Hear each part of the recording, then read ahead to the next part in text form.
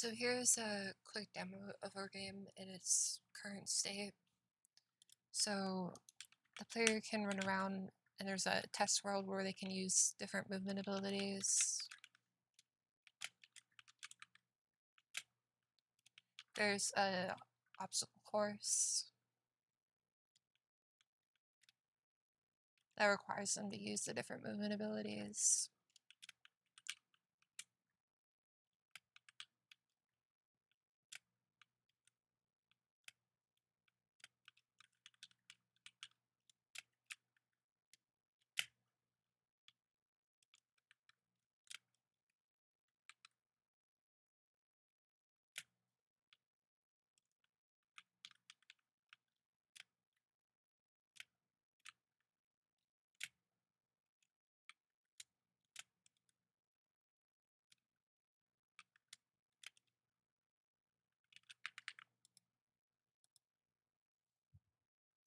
And there's also a test enemy that the player can shoot, and functioning chests that they can open.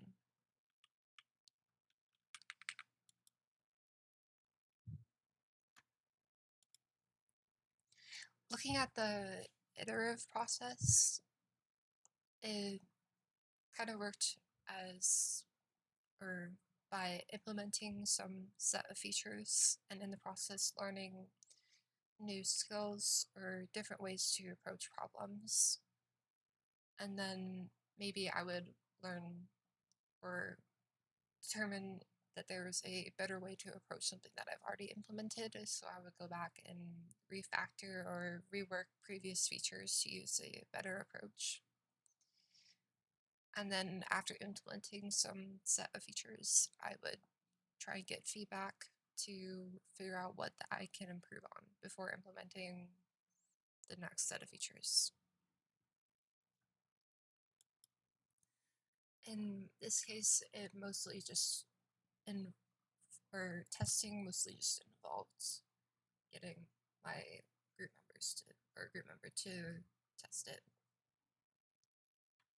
and get their feedback. And then with regards to implementation practices and strategies, typically I would write out a low fidelity overview or draw an outline of what I'm trying to implement if it's a more complex system or objects or entity. In my case, this was more applicable for visual effects where you might sketch out different states of the visual effects, such as anticipation or climax, and I'll show that in a second. And for non-complex systems, I wouldn't draw out any overview or outline, but I would start with trying to abstract properties into data structures like interfaces or abstract classes and work down to entity or the system that I'm trying to implement. And then here's an example of the sketch for a visual effect that I was trying to implement, and then reference photos for that as well. And this was for the player teleporting back onto the map after falling off. And then here's the actual end game.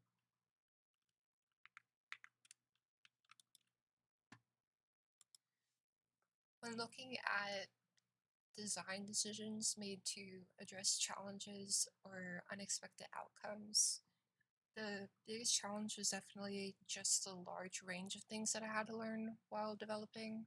Having to jump from inverse kinematics, learning the fundamentals of animation and how to animate in different animation softwares, to how to use different Unity systems and how to create different visual effects. I think I learned something new every time I worked on it, which was fun, but there were definitely things I enjoyed more than others, and definitely things that I got stuck on.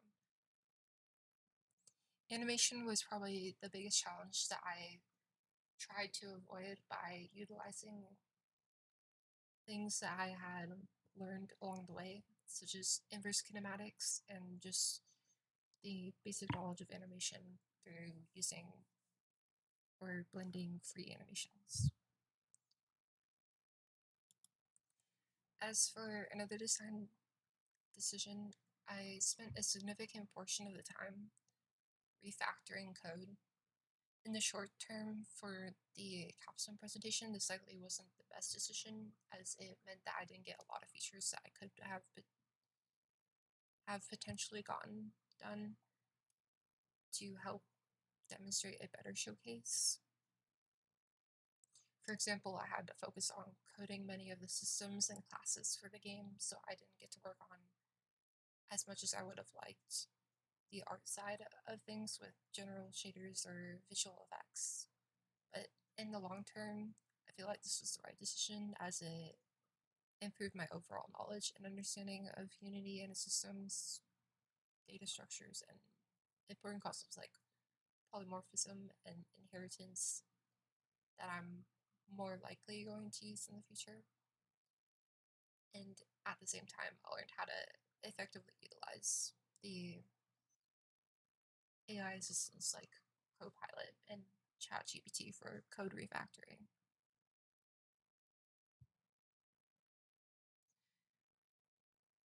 And then I feel like there are some areas I can still improve on with regards to that.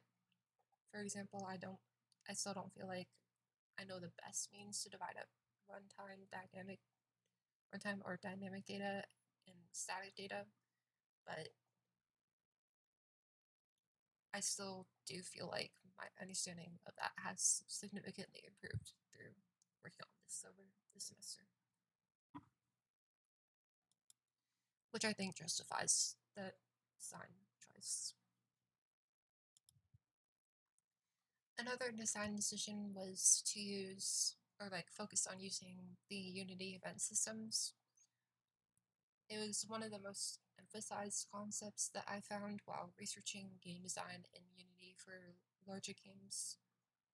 So I decided to try and utilize that to the same extent where entities all call to centralized systems, which ended up working well.